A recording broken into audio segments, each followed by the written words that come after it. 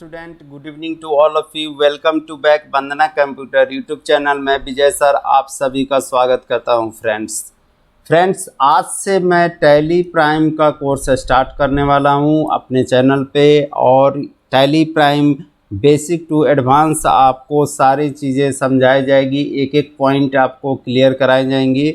इसमें कोई भी स्टूडेंट को टैली प्राइम में दिक्कत नहीं होगा और सीरीज़ बाय सीरीज़ मेरे वीडियोस को देखें। तो सबसे पहले स्टार्ट करते हैं। टैली प्राइम कौन कौन से स्टूडेंट कर सकते हैं? तो टैली प्राइम देखिए, अगर आर्ट्स के स्टूडेंट है तो भी आप कर सकते हैं, इसमें आपको कोई भी इशू नहीं आएगा सीखने में। अगर आप कॉमर्स के स्टूडेंट है तो उनको थोड़ा सा टॉपिक समझने में आसान हो जाएगा।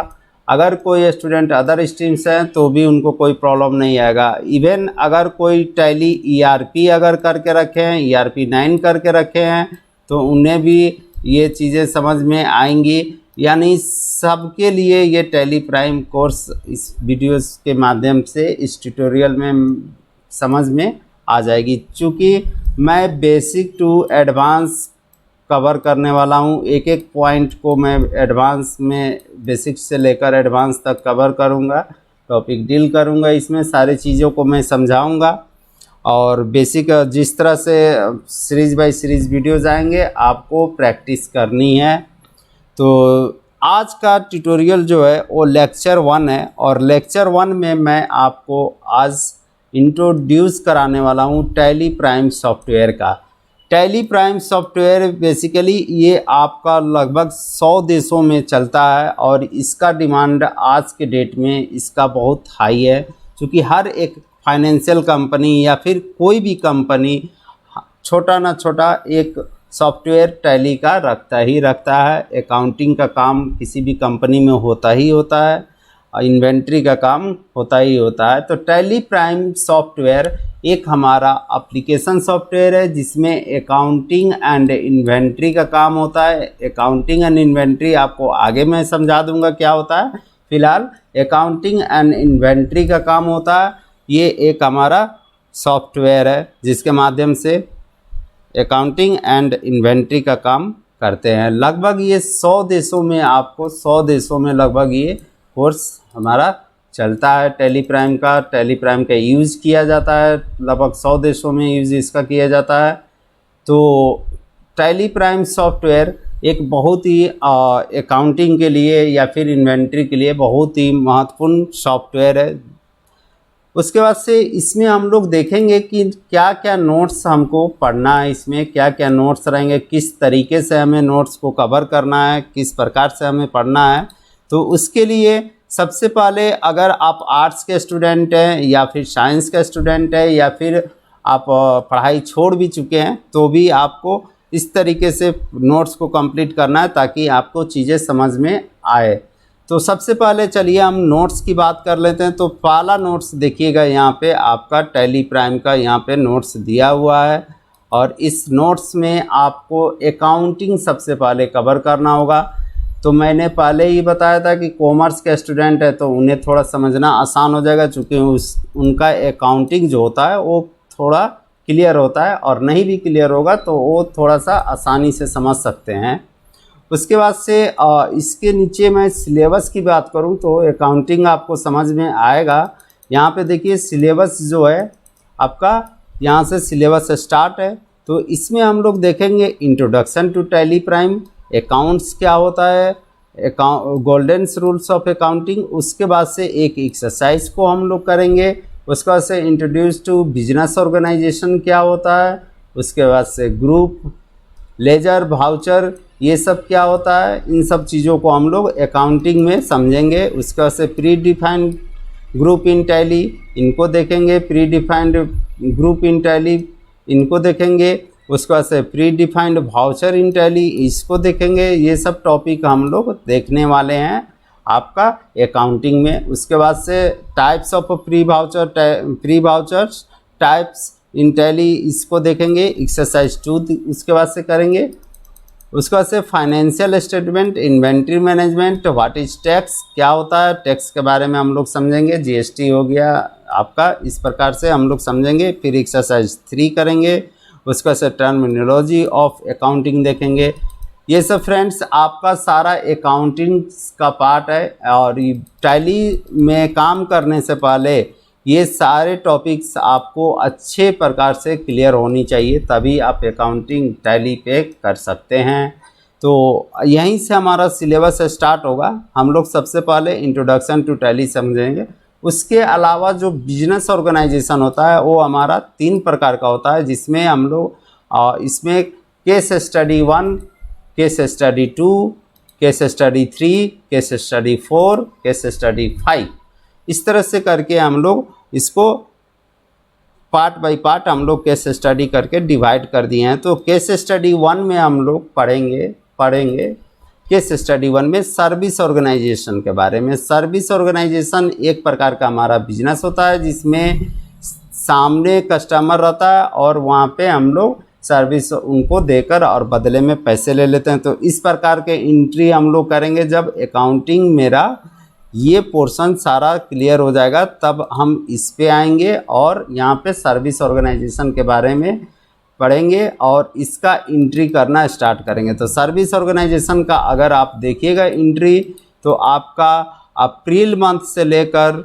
अप्रैल 2020 से लेकर मार्च 31 मार्च तक होगा। ये आपका 1 ईयर का टोटल एंट्री होगा। यहाँ पे आप देख पा रहे होंगे 31 मार्च तक, ये मार्च 21 तक है, यानी 1 ईयर का पूरा एंट्री हम लोग टैली में करेंगे और सिर्फ सर्विस ऑर्गेनाइजेशन का एंट्री करेंगे फ्रेंड्स। इसके बाद से आप केस स्टडी 2 में आएंगे, तो यहाँ पे आप देखेंगे आपको ट्रेडिंग ऑर्गेनाइजेशन का भी नॉलेज होना चाहिए। ट्रेडिंग ऑर्गेनाइजेशन इस प्रकार का भी एंट्री हम लोग करेंगे विथ जीएसटी के साथ में। इस प्रकार का हम लोग एंट्री करेंगे विथ जीएसटी के साथ में, और ये केस स्टडी 2 में मैंने इसे रखा है। तो ट्रेडिंग ऑर्गेनाइजेशन बेसिकली होता है बना बनाया सामान कस्टमर को प्रोवाइड कर देना। मार्केट में कोई सामान है वो बना बनाया है, जैसे कि हमारा बाइक हो गया, बना बनाया है, शोरूम से हम जाते हैं वहाँ से कस्टमर को प्रोवाइड कर देते हैं।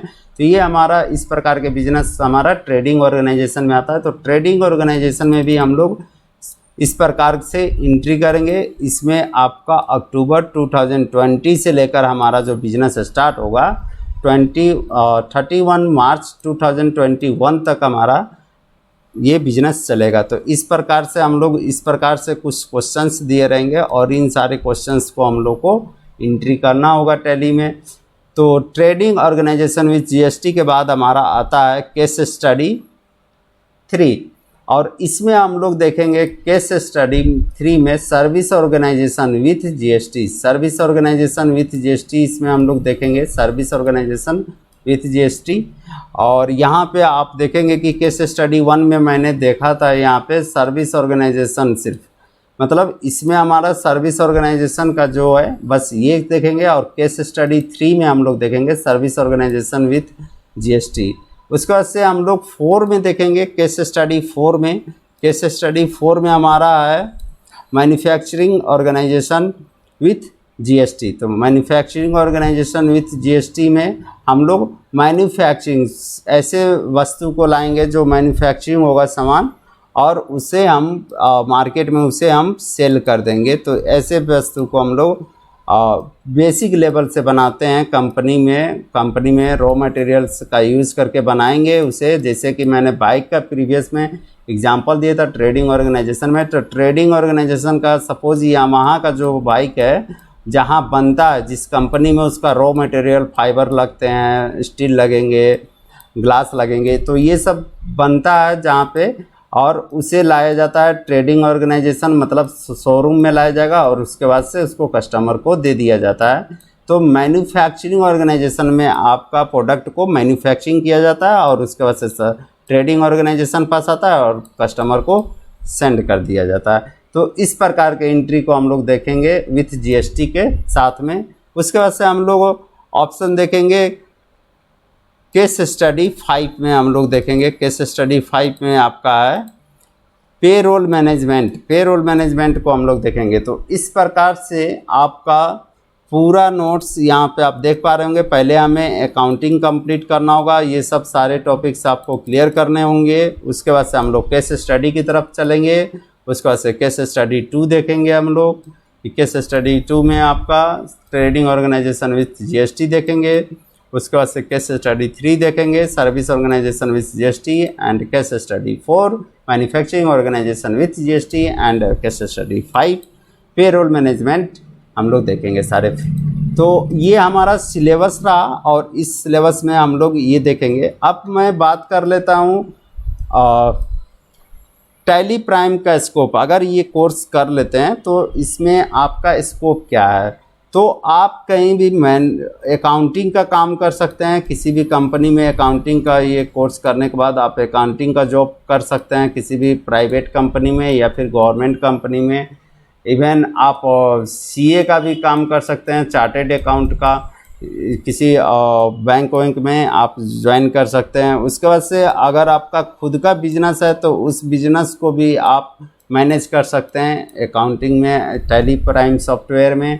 ये सब सारा इसका स्कोप है। तो टैली प्राइम एक अकाउंटिंग के लिए बहुत ही बेहतरीन ऑप्शन होता है और इस कोर्स को करने से आपको जॉब ओरिएंटेड कोर्स है और इसमें आप जॉब जल्द से जल्द पा भी सकते हैं। आपके ऊपर है, डिपेंड करता है आप चीज़ों को कैसे समझते हैं, कैसे लेते हैं। बस आज के लिए ये सिलेबस आपका रहा और उसके बाद से हम लोग स्टार्ट करेंगे डायरेक्टली नेक्स्ट क्लास में हम लोग स्टार्ट करेंगे introduction to Tally Prime. Tally Prime से हम लोग नेक्स्ट ट्यूटोरियल में स्टार्ट करेंगे। आज के लिए इतना ही, धन्यवाद।